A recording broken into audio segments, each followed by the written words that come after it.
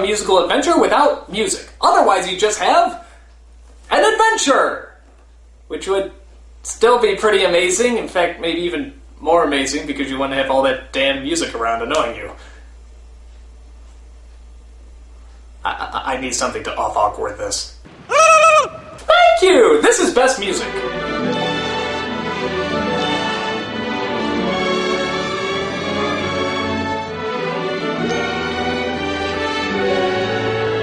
Now, the songs from Willy Wonka are known by pretty much everyone. They're catchy, they're timeless, they're household tunes. The Candyman can cheer up, Charlie. I got a golden ticket. So who do you get to try and match songs like those? Well, the guy who did the music for Nightmare Before Christmas is pretty good. Composer Danny Elfman has practically done all of Tim Burton's movies, so it was pretty lucky that he also happened to be a songwriter. But how can you compete with songs that everybody knows and loves? Well, their solution was actually pretty clever. The songs don't appear until they enter the factory, and are only sung by the Oompa Loompas. But with every song they sing, they try a new decade of music. They start off with a 50s mambo, Augustus Gloop, the great bakery evening complete. a 60s disco, a 70s hippie song, and an 80s rock homage.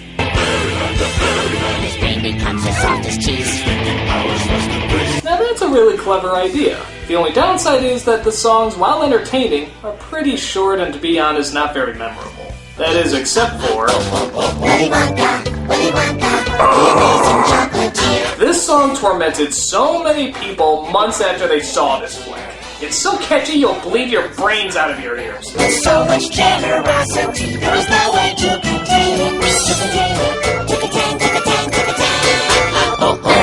But enough of that. I said enough of that. For God's sakes, at least play something else! Stop! But how does the rest of the music fare out? Well, they both seem to match the tone they're trying to set. Wonka's is a bit more whimsical and smooth, where Charlie's is a bit more quirky and deranged.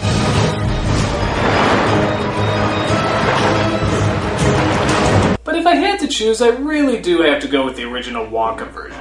No disrespect to Elfman, but these are just classic, memorable, perfect songs. I wouldn't expect anybody to top them. Again, point goes to Wonka. Once again, you really shouldn't mumble, because it's kind of starting to bum me out. Oompa, loompa, doopa-dee-dee. If you are wise, you'll listen to me. But if there's anything you think Tim Burton would be able to outdo, it's the visual style. I mean, this is the guy who said, hey, you know what that guy needs? Fucking scissors on his hands. That'll make the movie work. But is it enough to save this reimagining? Let's take a look at visual style.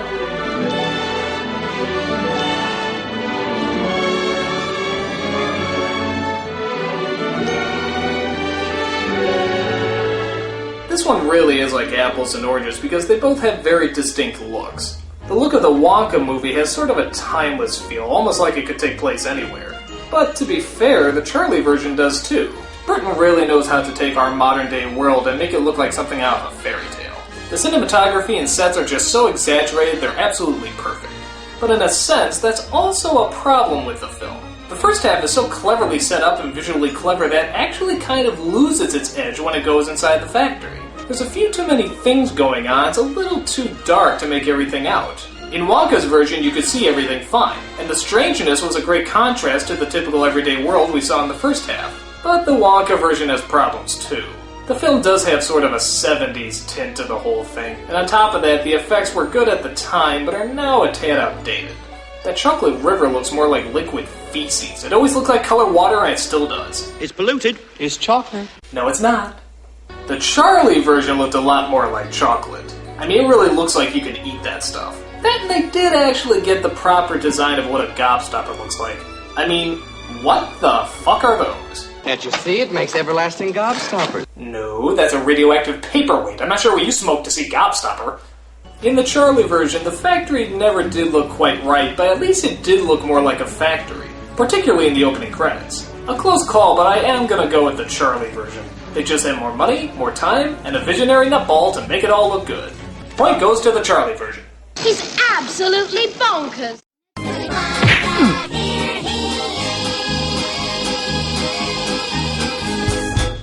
again, it all comes down to story. Which one tells their tale the best? Well, let's not wait any longer and dive right in.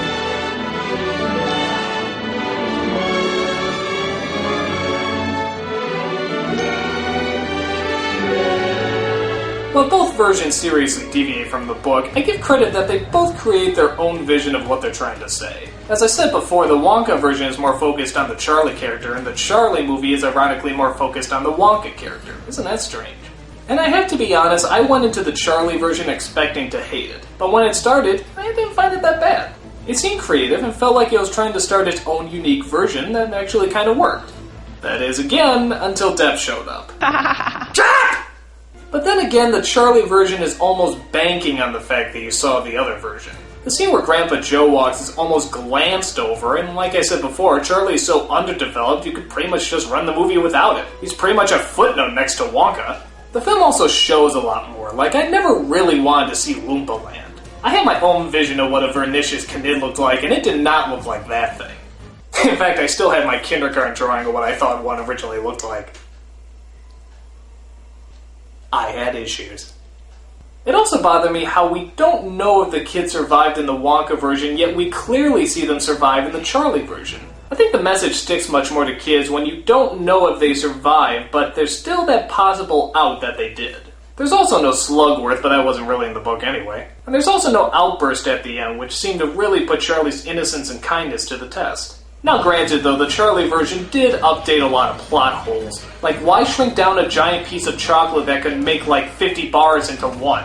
In this version, they actually say they want to teleport it through television, which is a lot more clever.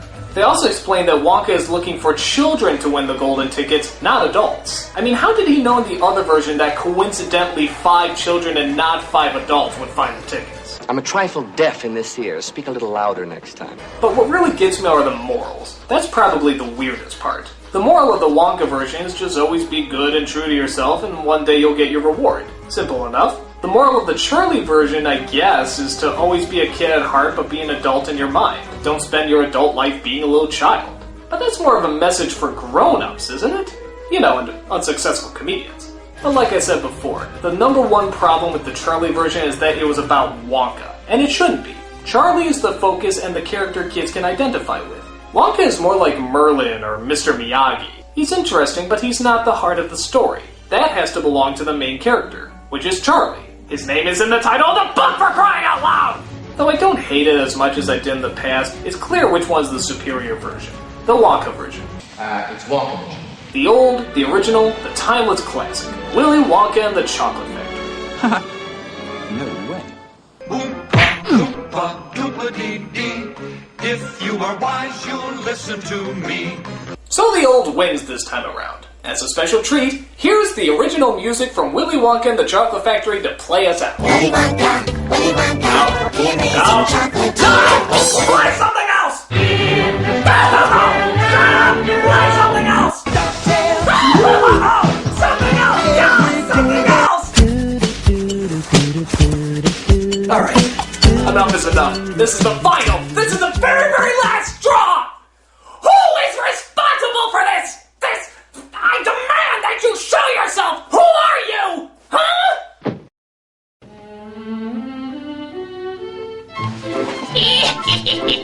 Ain't I a stinker?